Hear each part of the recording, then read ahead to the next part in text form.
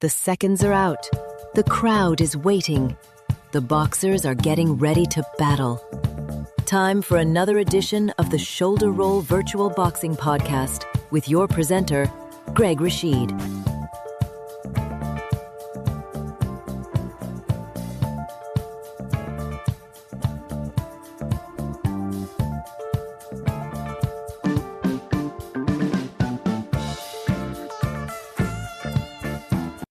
Well, I want to say sweaty corrupt to everyone out there. This is Greg Rashid with another edition of the Shoulder Roll Virtual Boxing Podcast, heard by so many people at their convenience all over the world, but a lot of folks listen every Sunday afternoon at 3 p.m. Mountain Time on KUHSdenver.com in Colorado, created by the one and only, the legend himself, Henry Archuleta.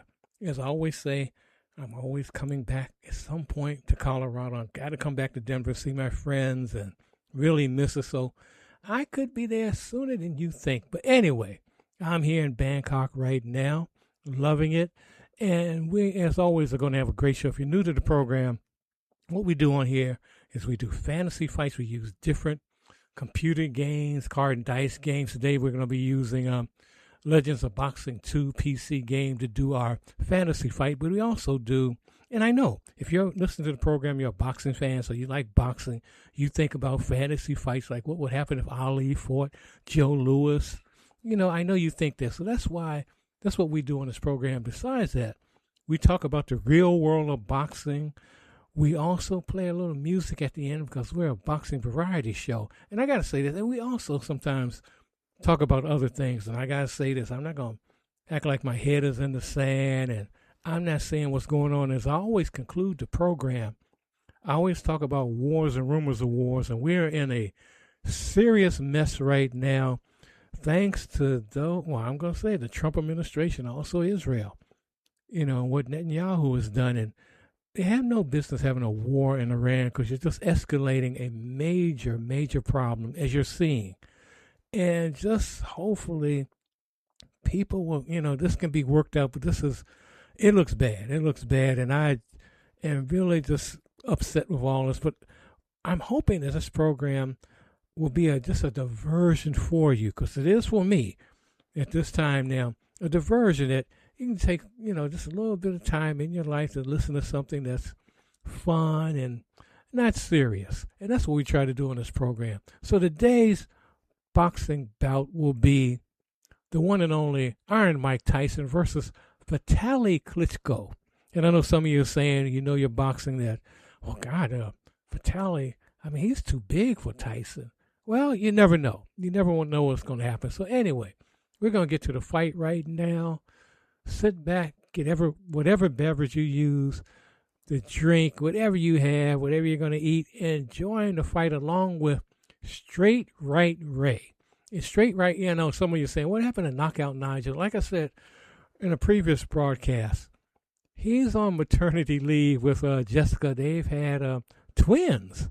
And so they are somewhere in this world. I don't know where, but he sends me little emails about what's going on. So Knockout will be back at some point. But right now we got Straight Right Ray, who I'm laughing because if you know Gus Johnson, the commentator, he's a lot like him. He's very excitable. So let's listen to the fight. Klitschko versus Tyson on the Shoulder Roll Virtual Boxing Podcast. Hey, fight fans. The popcorn is popping. The punches are bopping. And I'm Straight Right Ray, dropping some boxing knowledge for this evening's main event. We're live from the electrifying Allianz Arena in Germany, where the air is thick with anticipation. The crowd is roaring like a thunderstorm. And two legends of the heavyweight division are about to collide in a scheduled 12-round war for the ages. That's right, folks. Vitali Klitschko, the towering Ukrainian giant, facing off against Mike Tyson, the ferocious Brooklyn brawler. This is heavyweight history in the making, and I'm here to call every jab, hook, and haymaker as it happens. Before these warriors step into the ring and the bell rings, let's dive deep into the tales of these titans. First up, Vitali Klitschko, the Dr. Iron Fist himself. Standing at a colossal 6 feet 7 inches with an 80-inch reach that could span a small river, Vitali hails from Kiev, Ukraine, and he's not just a boxer, He's a force of nature with a PhD in sports science to boot. He burst onto the scene in the late 90s, capturing the WBO heavyweight title in 1999 with a devastating knockout of Herbie Hyde. Vitali went on to dominate, snatching the WBC belt multiple times, defending it against beasts like Corey Sanders and Danny Williams. His record? An ironclad 45 wins, just 2 losses, both of which he avenged in brutal fashion. Remember that epic clash with Lennox Lewis in 2003? Vitali was ahead on the cards when a cut stopped the fight, but he proved his mettle as one of the toughest SOBs in the game.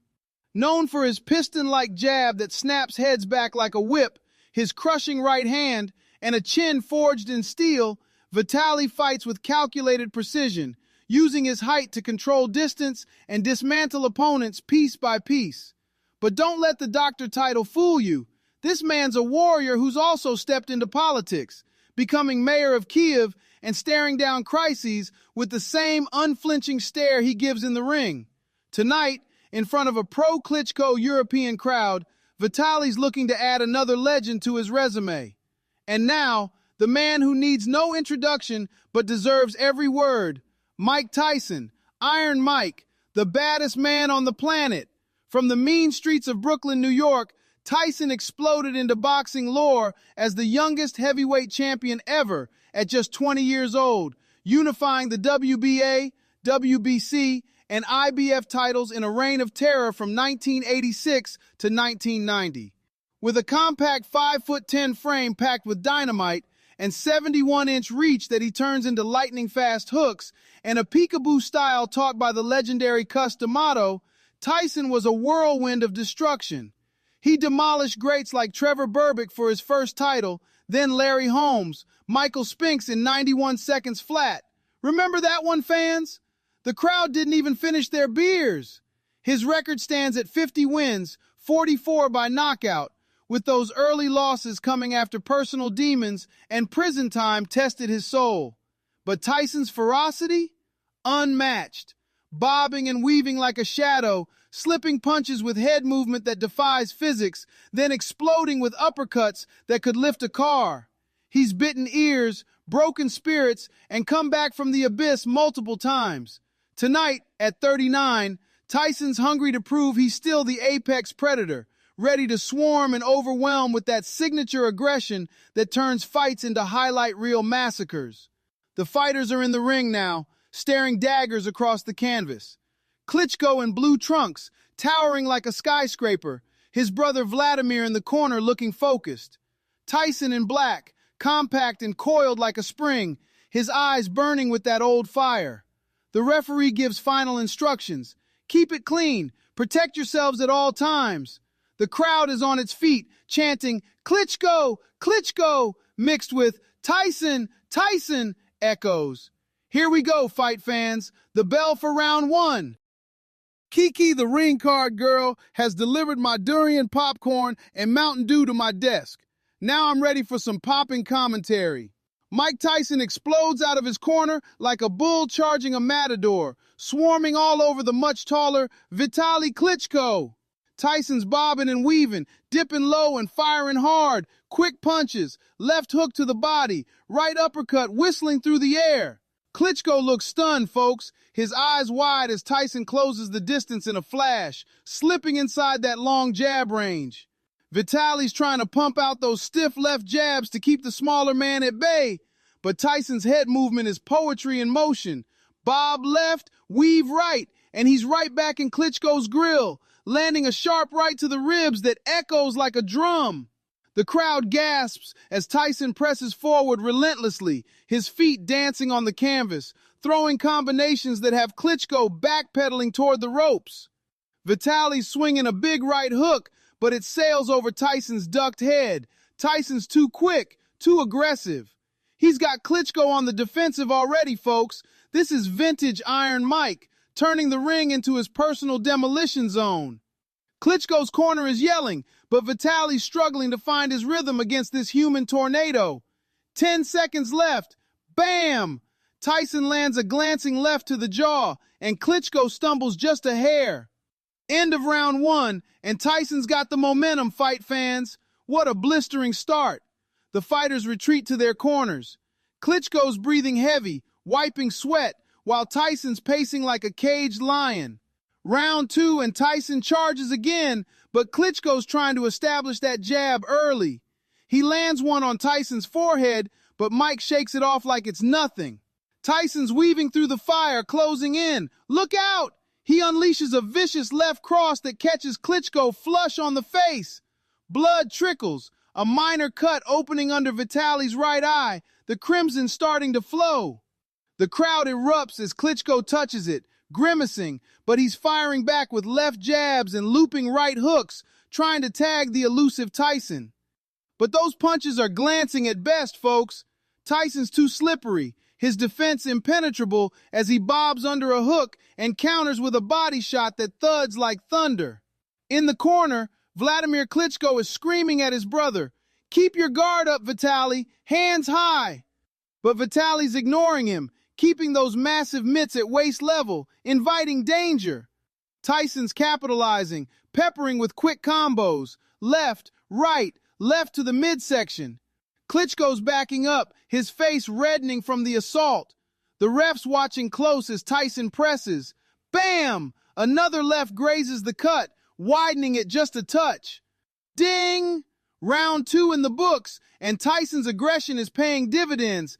Tyson's corner is pumped. Klitschko's looking rattled. Klitschko's strategy has shifted, folks, in round 3.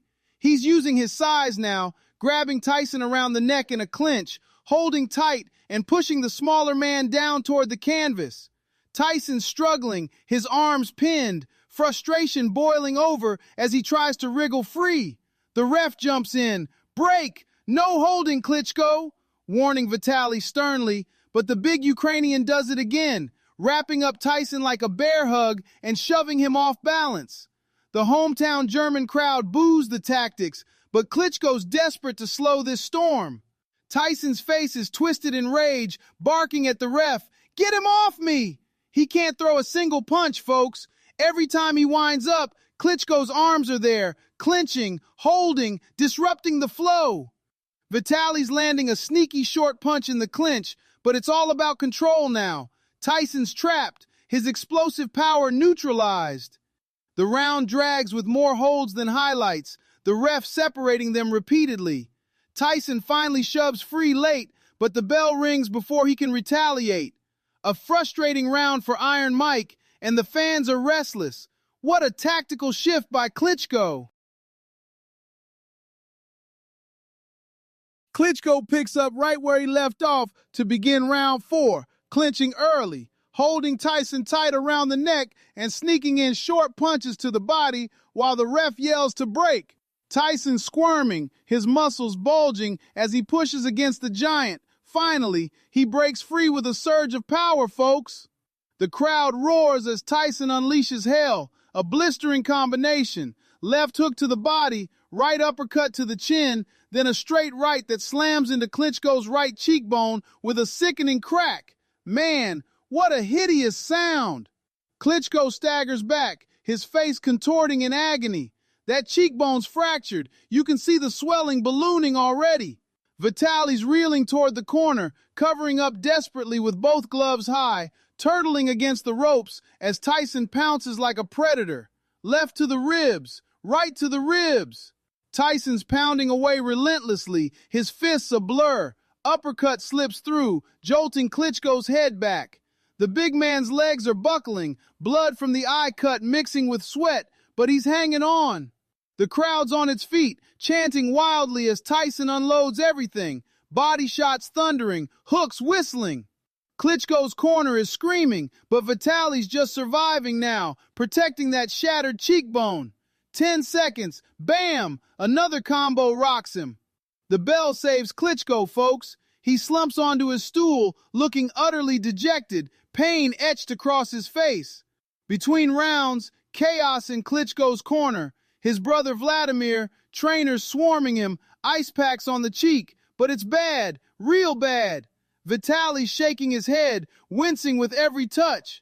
Vladimir signaling frantically to the referee, waving his arms. He can't continue. Fractured cheekbone. The ref calls in the doctor, who examines quickly. It's over, folks. The doc shakes his head, and the ref waves it off. Mike Tyson is declared the winner by TKO in the 4th round. The Allianz Arena explodes in a mix of shock and cheers. Tyson goes over to Klitschko and gives him a hug and plants a kiss on his forehead. Vitali gives him a wink. Jew Iron Mike may fight like an unhinged madman, but he is always respectful to all his opponents after a fight, win or lose. I'm going to toss it back to our Bangkok studios. Straight Right Ray here. Peace and keep the popcorn popping. I tell you, he is so excited. But anyway, hope you like that fight. You know, I know some of you are saying, well, Klitschko would beat Tyson because he's just too big. Maybe, but if Tyson got inside, that's all it would take, and bang on his body and bang on his head, he would do that. You know, I don't think he can knock Klitschko down, but I do think he would cut him up, or in this case, in this fantasy fight, that he would then break, fracture his, cheekbone. Something like that could happen. But anyway, hope you enjoyed that. And if you have a fantasy fight you'd like to cover on this show, like me to cover on this show, just drop me a line wherever you listen to the program. Be more than happy to do that. And right now we're going to switch to a little bit of boxing history for this week. And we have Felicia, who's going to give us the boxing news. So let's say that on the Shoulder Roll Virtual Boxing Podcast. Hello, my friends. Welcome back to another exciting dive into the rich world of boxing history. This is your pal Felicia, bringing you the most thrilling moments from the week of March 8th through March 14th. Grab your favorite drink, settle in, and let's relive these legendary battles together. Because boxing isn't just fights. It's drama, heart, and pure magic in the ring. Kicking things off on March 8th, 1971. Oh boy, what a night this was.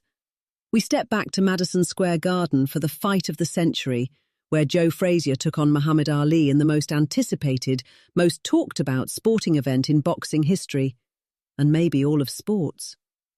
Two undefeated legends, both claiming heavyweight supremacy.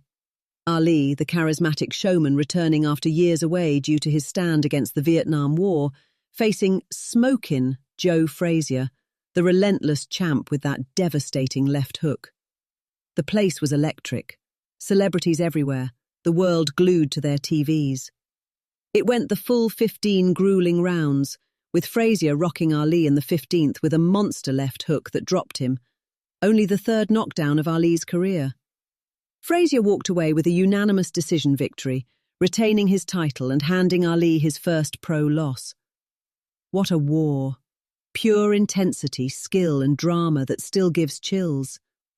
Fast forward to March 9th, 1987, actually fought on March 7th, but we're celebrating the milestone week. And we celebrate a historic achievement for the hitman, Thomas Hearns. In Detroit, Hearns faced tough Dennis Andries for the WBC light heavyweight title.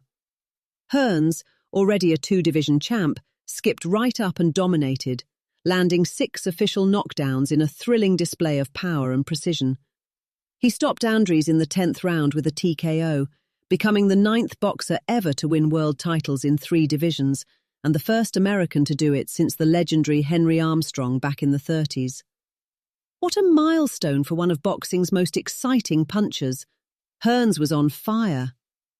On March 10th, 2007, heavyweight king Vladimir Klitschko defended his IBF title in Mannheim, Germany, against challenger Ray Austin.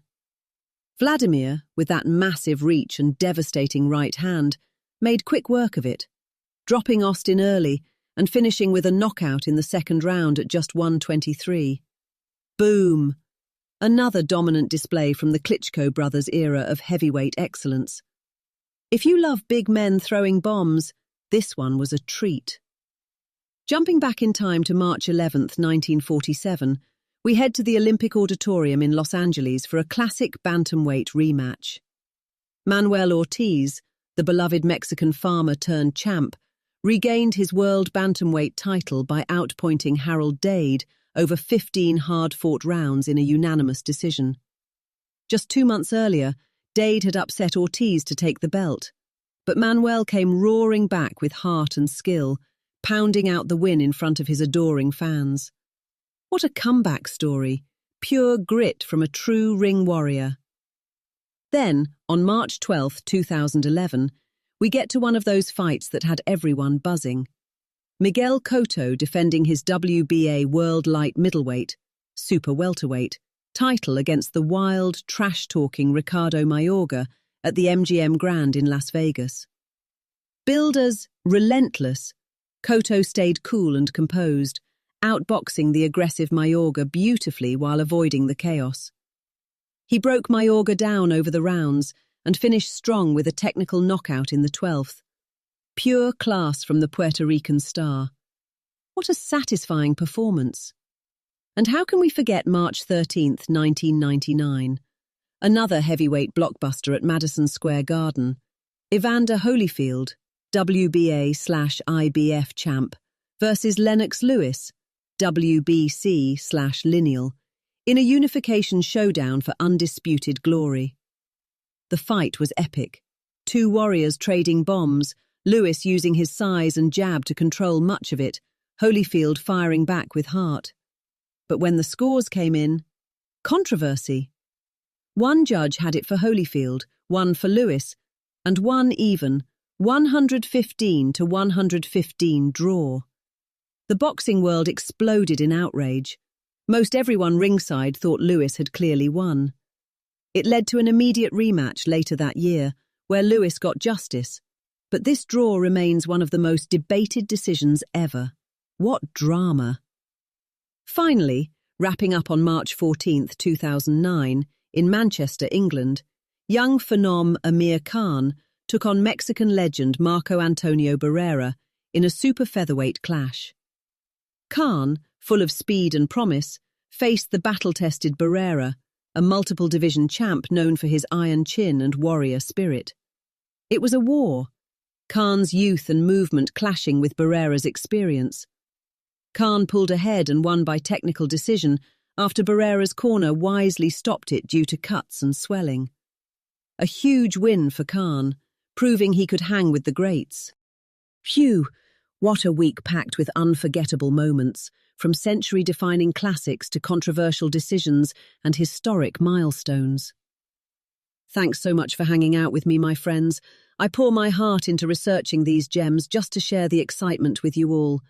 You deserve the best boxing stories out there. Have an absolutely wonderful day, stay safe, keep that passion for the sweet science alive, and I'll catch you next time. Take care. And Felicia, something else. I really like her. And I hope you like those the boxing history she's giving it. Nothing against Jessica. Jessica, is with Knockout Nigel now, and they have had twins. But I really like Felicia's commentary of the history. I just really like that. Hope you do too. Let me know. But anyway, we're going to get into some, in this fight, some of you may listen to this fight. What we're going to have right now, this little debate between Malcolm and Ella about this upcoming cruiserweight fight. And it involves Dana White and the belts he has and all this. But it's about the Opalaya versus Clinton cruiserweight fight that's coming up Sunday, today. And some of you may already know the result. But I just want to bring this on here, this debate, because Malcolm and Ella have been talking about this for a number of weeks, and I want them to talk about it on here now because it involves maybe the whole change as far as what's going on in the world of boxing. Hopefully that change will be positive, but what do you think? But anyway, let's listen to this debate right now on the Shoulder Roll Virtual Boxing Podcast. Welcome to the debate this Sunday. March 8th, 2026, the Meta Apex in Las Vegas is going to host what is frankly a massive moment in combat sports history. Yeah, absolutely. Zuffa Boxing 04 streaming live on Paramount+. And history is quite literally on the line here. We're talking about the inaugural Zuffa Boxing Cruiserweight World Championship being contested, and it's actually being unified with the IBF and Ring Magazine titles. Right, which brings us directly to our central question today. We're looking at this main event, and we have to ask, is the challenger, Brandon Bulletproof Glanton, a legitimate high-stakes threat to dethrone the undefeated Jai Opetaia? Or is this matchup primarily just a strategic, stylistic showcase meticulously designed to build Opetaia's profile for his new American promoter? It's a great question. I mean, my position on this is pretty clear. Jai Opetaia is a generational talent. He is operating on a completely different level, and this fight is a calculated showcase meant to highlight his elite technical superiority against a durable but ultimately outmatched opponent. Well, I think you are severely underestimating the stylistic nightmare stepping into the ring this weekend. Brandon Glanton's devastating 86% knockout rate, his iron chin, and that relentless body attack make him a highly dangerous, live underdog, uniquely equipped to drag Opetaia into a grueling, unpredictable brawl. Let's break that down, because to understand the actual dynamic of this matchup, you really have to look closely at the pedigree of the champion. We're talking about a 30-year-old Australian southpaw. Jai Opetaia enters this bout with a pristine record of 29-0, featuring 23 knockouts. Sure. He isn't just a title holder, right? He is the consensus #1 cruiserweight in the world. This is a fighter who represented Australia at the 2012 London Olympics as a teenager. He won his world titles by defeating a tremendous champion in Myers Breedes, not once, but twice. And just look at his recent trajectory. He has stopped 4 of his last 5 opponents, securing these visually stunning finishes over Hussein Chinkara, Claudio Squel, David Naika, and Jack Massey. Zuffa Boxing did not sign him as their first marquee world champion to immediately put their massive financial investment at severe risk. They brought him over to the Meta Apex to build his star power in the United States. This is a platform to display his brilliance. It is not a 50-50 fight where the belts are in genuine jeopardy. Look, pedigree and Olympic experience, they're fantastic on paper, but they do not protect your ribs when a guy with a 79-inch reach is burying his forehead into your chest. I fully acknowledge Opetaia's supreme skill, but the 34-year-old Glanton, holding a record of 21-3 with 18 knockouts, represents a severe physical test, not a mere stepping stone. I mean, there is a reason they call the man bulletproof. In his 24 professional bouts, compiling 106 rounds of brutal experience, he has never once been dropped. I hear that, but being a human punching bag, being tough enough to absorb punishment, it doesn't mean you actually have the tools to win rounds against a master technician. It's not just about absorbing punishment, though. It's about the physical dimensions he brings to the fight. Despite Opetaia being 2 inches taller at 6'2", Glanton possesses a massive 3-inch reach advantage, 79 inches to Opetaia's 76. Think about the biomechanics of that for a second. When you have a shorter fighter with disproportionately long arms, they don't have to smother their own work on the inside. Right. Glanton can keep his head tucked safely inside Opetaia's guard, while still having the extension to generate maximum leverage on his hooks to the body. Just look at his performance last October in Lagos. He stopped former light heavyweight contender Marcus Brown in the 6th round, forcing a highly skilled, slick veteran to literally retire on his stool. That fight proved Glanton has a fight-ending power and the requisite ring-cutting ability to absolutely shatter Opetaia's dreams of an undisputed run. Okay, you're putting an enormous amount of stock into physical dimensions and, frankly, a single recent victory, but you are completely glossing over how those attributes actually interact with elite footwork. Opetaia's movement is the ultimate neutralizer here. What we are going to see on Sunday is Opetaia utilizing his agility to just circle the drain. He is going to keep Glanton right at the end of that straight left hand. Glanton is incredibly durable, yes, I'll give you that. But historically, he is entirely linear. He operates with a one-dimensional, straightforward attack. I have to stop you right there, because framing Glanton's pressure as one-dimensional completely ignores the profound tactical evolution we just witnessed in the Marcus Brown fight. Let's be real. He didn't suddenly wake up as Vasily Lomachenko. He still marches straight forward. And Opetaia thrives against fighters who march aggressively toward him. For those visualizing how this plays out, Opetaia uses a flawless check hook. It's basically a matador move. He plants his lead right foot, throws the short hook to catch Glanton as he rushes in and simultaneously pivots his back foot 90 degrees out of the way. Glanton ends up lunging into empty space, taking damage and having to completely reset his offense. We saw this exact dynamic in Opetaya's wins over Nika and Squeco. He maintains a high-volume offensive output while remaining entirely elusive. Glanton will be punching at shadows all night. That check hook works beautifully on the heavy bag or, a plotting heavyweight. But you are assuming Glanton is just going to follow Opetaya around the ring like a lost puppy. He has in the past. He used to do that. Yes, he struggled badly to cut off the ring against Chris Billum-Smith, but he learned from that. Against Marcus Brown, his ring cutting was vastly refined. He wasn't following, he was anticipating the pivot and stepping across the escape routes. Glanton has a very specific, highly effective strategy tailored for mobile southpaw like Opetaya. He isn't going to look for the head. He is going to target the liver and the floating ribs. Well, targeting the body is boxing 101 against the mover, but actually executing it against someone with Opetaya's lateral speed is a different story entirely. It's different when you have a 79-inch reach. Glanton can step to the outside of Opetaya's lead foot and throw that long right hook to the body from an angle Opetaya physically cannot block effectively, largely because of his own upright, taller stance. If Glanton invests in that body work early, just throwing everything at the ribs, he is going to take away Opetaya's legs by round 5 or 6. And once Opetaya's lateral movement is compromised, he won't be able to pivot out and throw those pretty check hooks anymore. He will be forced into a phone booth brawl. In tight quarters, where leverage and grip matter way more than amateur pedigree, Glanton's 86% knockout ratio and raw physical power become the absolute deciding factors. Taking away a champion's legs sounds like a great game plan until you realize what happens when Glanton actually steps up in class to execute it.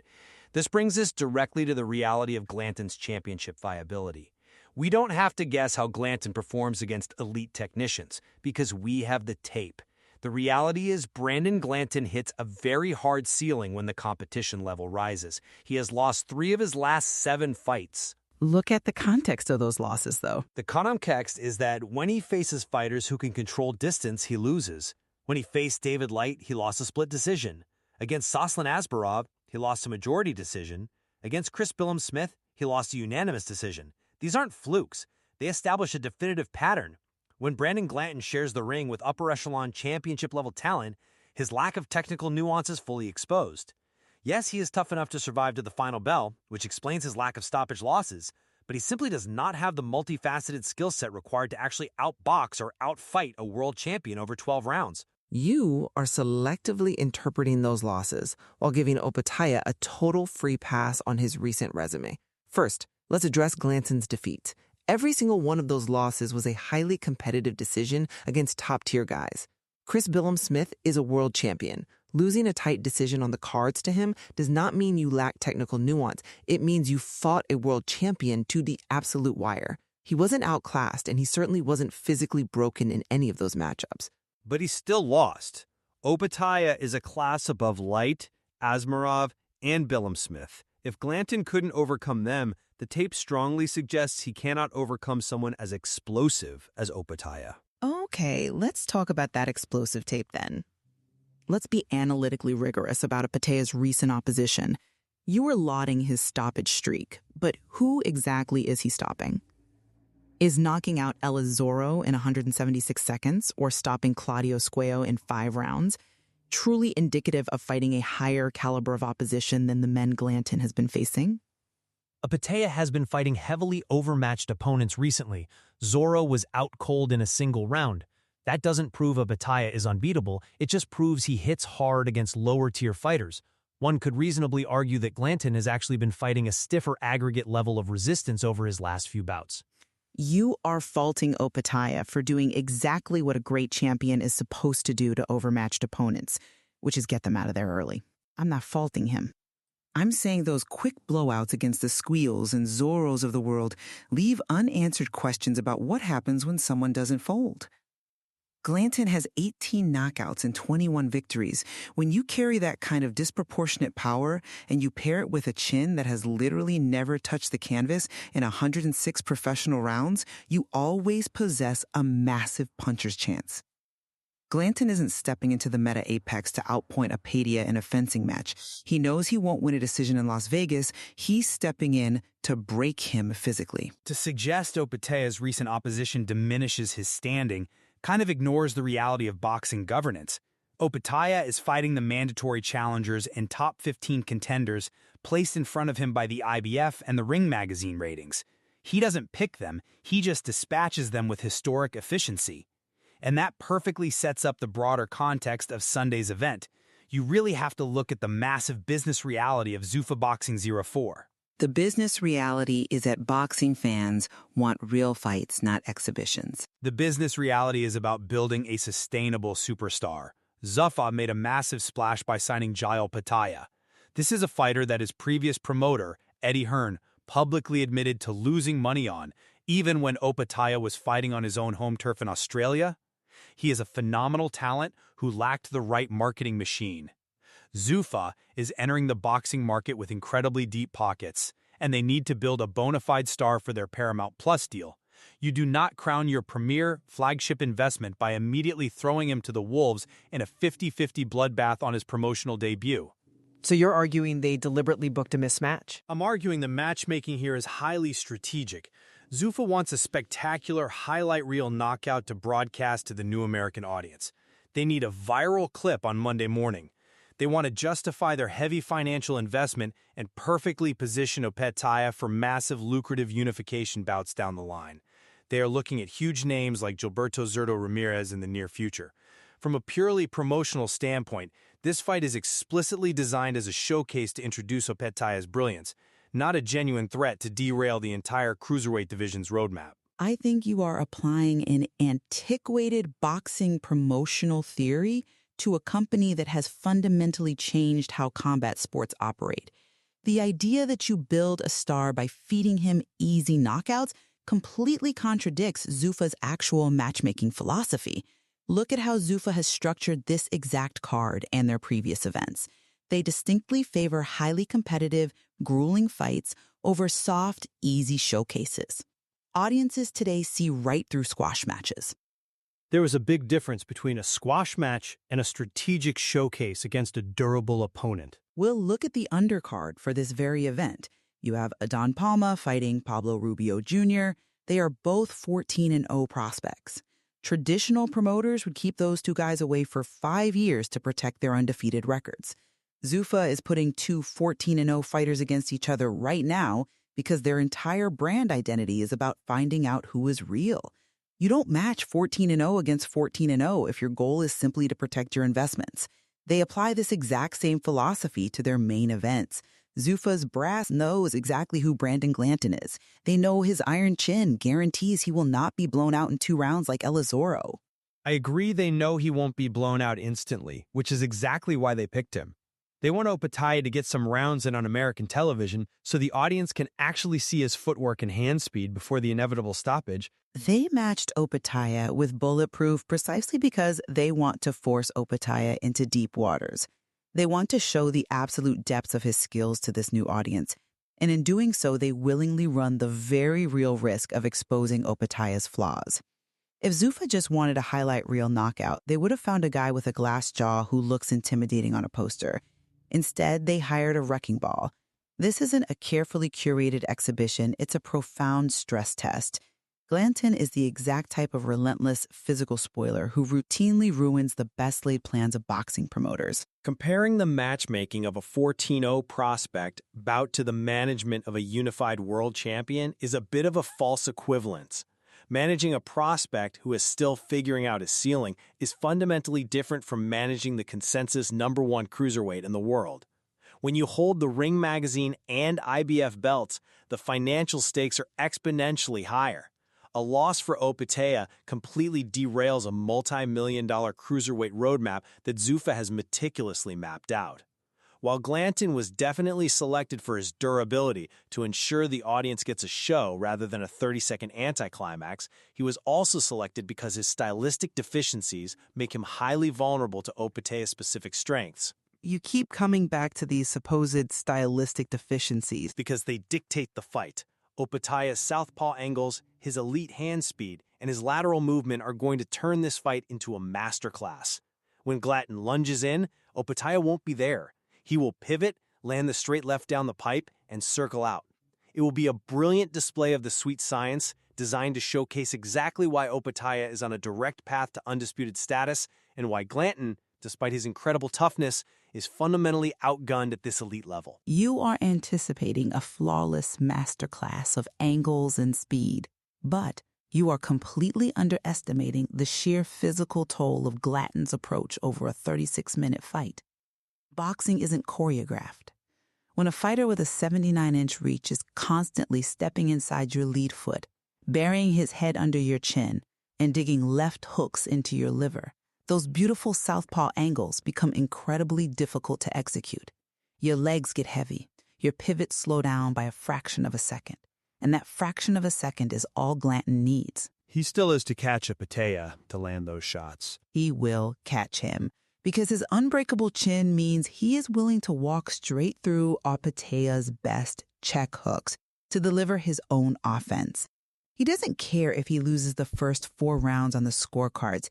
His reach advantage and devastating body punching make him a continuous, compounding physical threat from the very first bell to the last.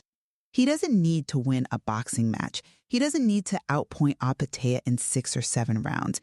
He just needs to successfully land the one sequence against the ropes that fundamentally alters Opetaia's equilibrium. That is the inherent danger he presents. He has the power to turn off the lights with one shot, and that is why he is far more than a promotional pawn. As we draw this debate to a close, despite our fundamentally different reads on the stylistic matchup and the likelihood of an upset, we clearly align on the central variable of this fight. Brandon Glanton's incredible, proven durability is the pivot point of the entire event. Because he is so exceptionally tough to put away, and because he has never been dropped in his professional career, this fight is guaranteed to reveal exactly how deep Jai Opetaia's offensive arsenal truly is. It is going to show the Paramount Plus audience whether Opetaia can maintain his devastating power, his sharp footwork, and his precision deep into the championship rounds against a man who simply refuses to yield. We are in complete agreement on that point. Glanton's resilience ensures that Opetaia will not get an easy night's work. He will have to earn every single exchange. Whether it ends in a highlight reel knockout for the champion or descends into a grueling, bloody war of attrition orchestrated by the challenger, we are going to learn definitively if Opetaia possesses the intangible star power and the sustained physical grit required to successfully carry Zuffa Boxing's ambitious new venture on his shoulders. It is a fascinating clash of tactical styles, physical dimensions, and promotional intentions.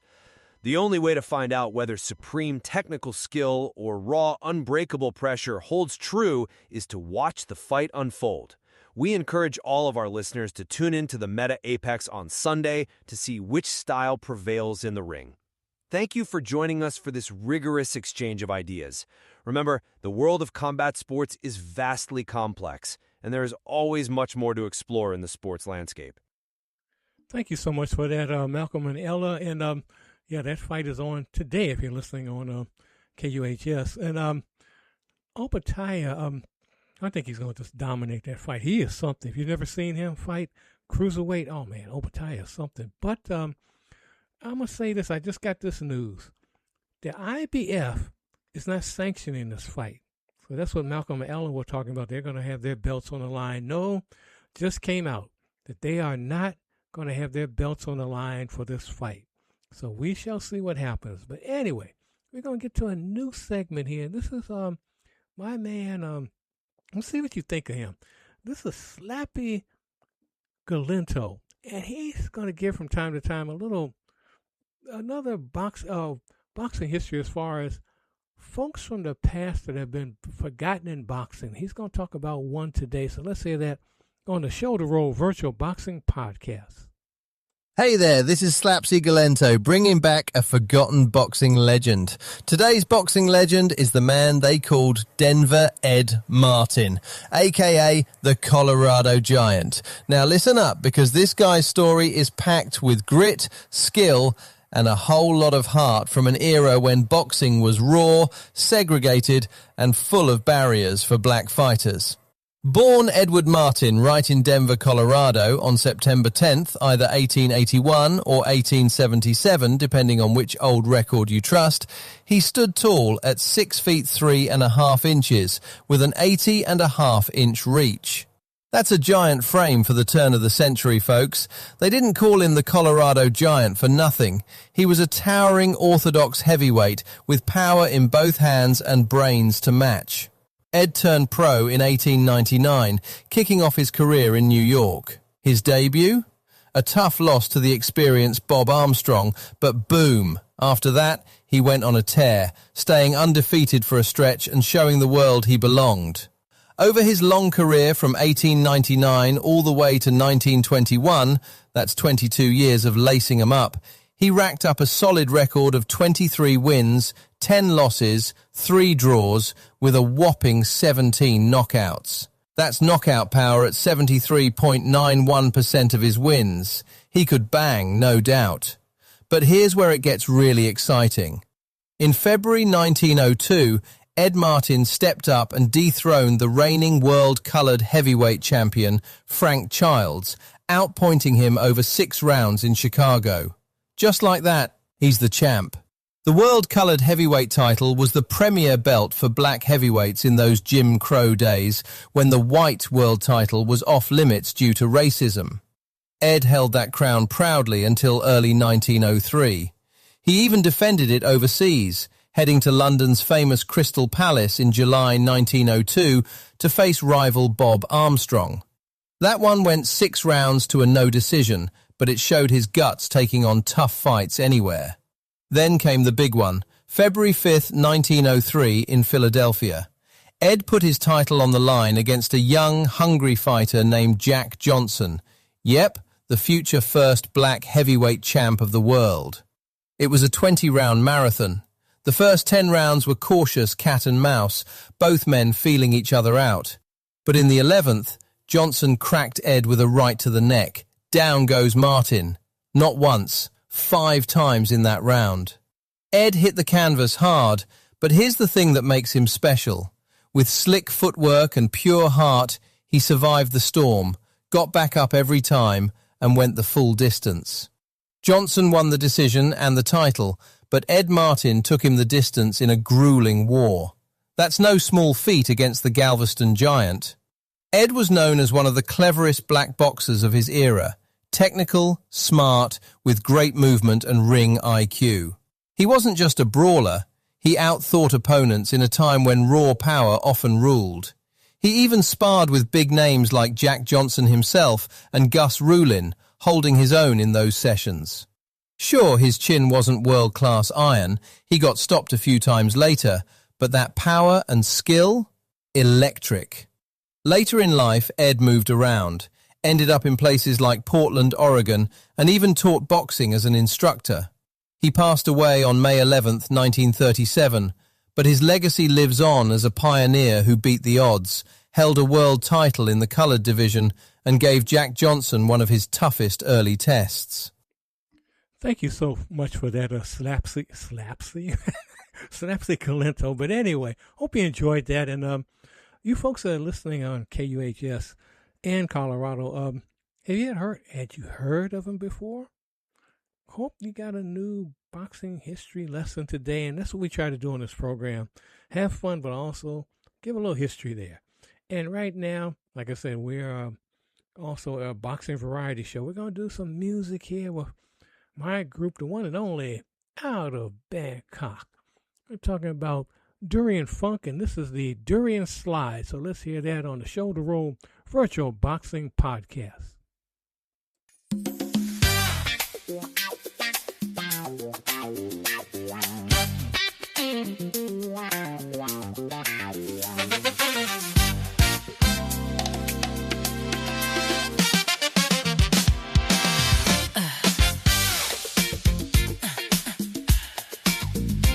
This is Lalita, the queen of the groove, bringing it to you. Hey, you smell that con? Spike funky king on the scene. Green shell of thorns attacking, but inside it's a cremate drain. Open it up, feel the rush, that funky perfume hit your nose. Love it or hate it, baby, once you taste it, you can't let go.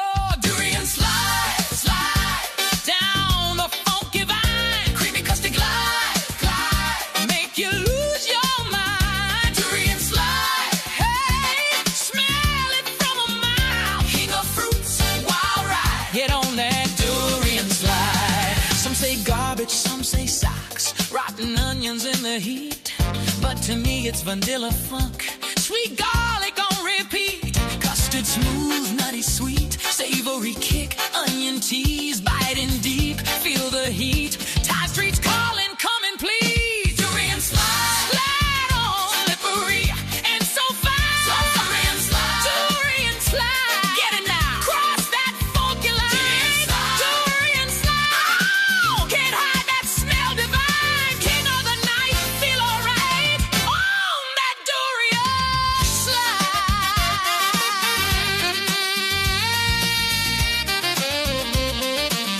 Watch out for the spikes. Slide right in, no fear.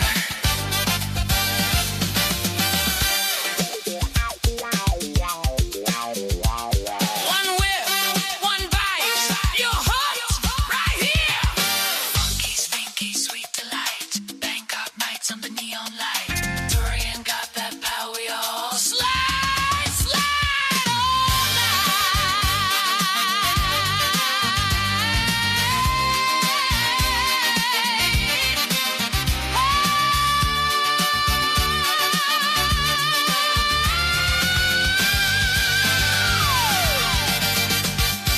Durian slide, slide down the funky vine. Creamy just a glide, glide, they'll lose your mind. Durian slide, hey, hey, smell it from a mile. King of fruits and wild ride, get on there, Durian slide.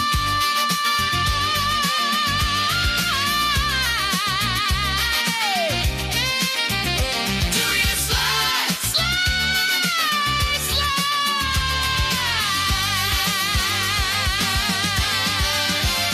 Durian slide, durian slide. Durian slide, slide. Durian slide,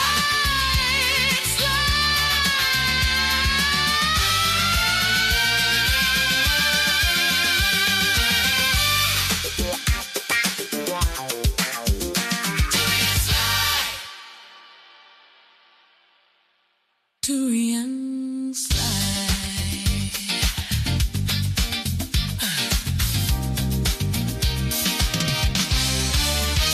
Durian slide, durian slide. Durian slide, slide. Durian slide, slide.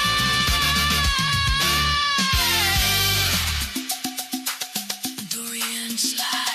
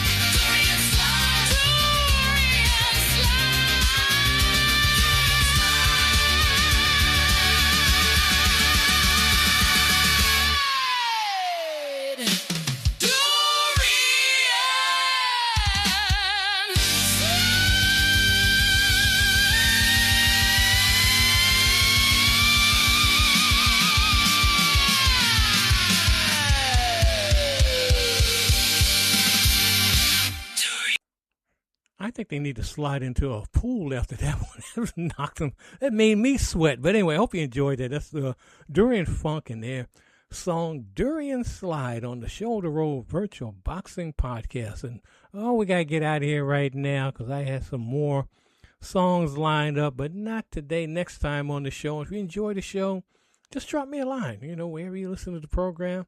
But again, as we always in the program, go in love and go in peace. And just help whoever you can in your community right now. We got to get together now. It's too much fraction and just differences out here right now. And with the world just going to pieces in various wars, not only in Iran, but you got to remember Pakistan, Afghanistan, they're going to war. You got a war right now in Ecuador, believe it or not. And you got so many other wars, and we just got to work for peace. Just put that in your mindset to work for peace in your community and just make this a better place, this big blue ball we're all on. Just do something to make it a better place. But again, this is Greg Rashid. Go in love and go in peace. See you next time on the Shoulder Roll Virtual Boxing Podcast. Thanks for tuning in. Please remember to like, comment, share, and subscribe to this podcast. Please become a member at patreon.com under the title Ringside Fantasy Fights and News. See you next time.